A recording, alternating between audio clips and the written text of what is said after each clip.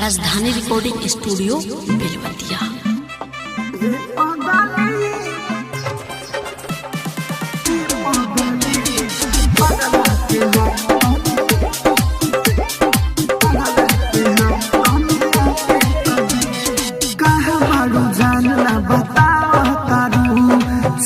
Police जैसे खेला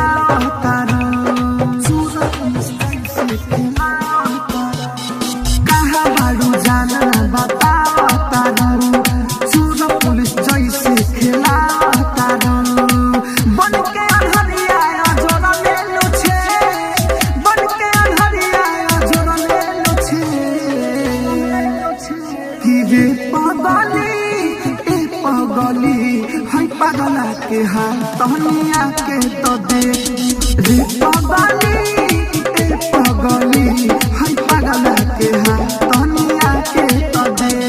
राजधानी रिकॉर्डिंग स्टूडियो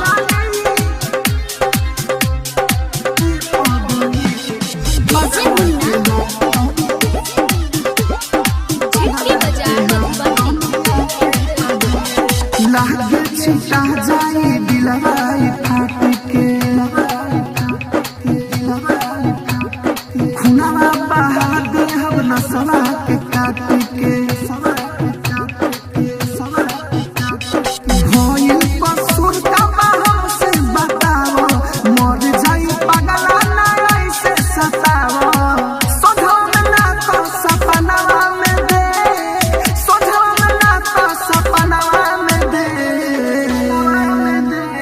रे पगली ए पगली हाय पागला के हाल तहनिया के तो दे ए पगली रे पगली हाय पागला के हाल तहनिया के तो दे।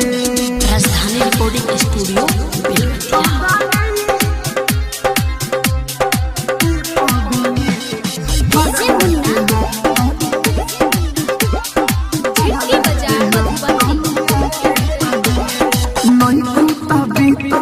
जिंदगिया नाते हो छूटल बा जब से राहुल के साथ हो शौकीन से पानी मारा फैयाज के भेस बाटे कैसन तू देख ना आज के ऐसे अलम के तू दिहनु होते सदर अलम के तू दिहनु होते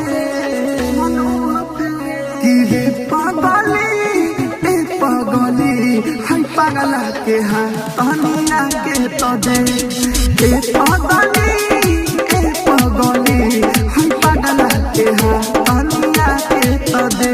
राजधानी डिजिटल रिकॉर्डिंग स्टूडियो बेलवतिया।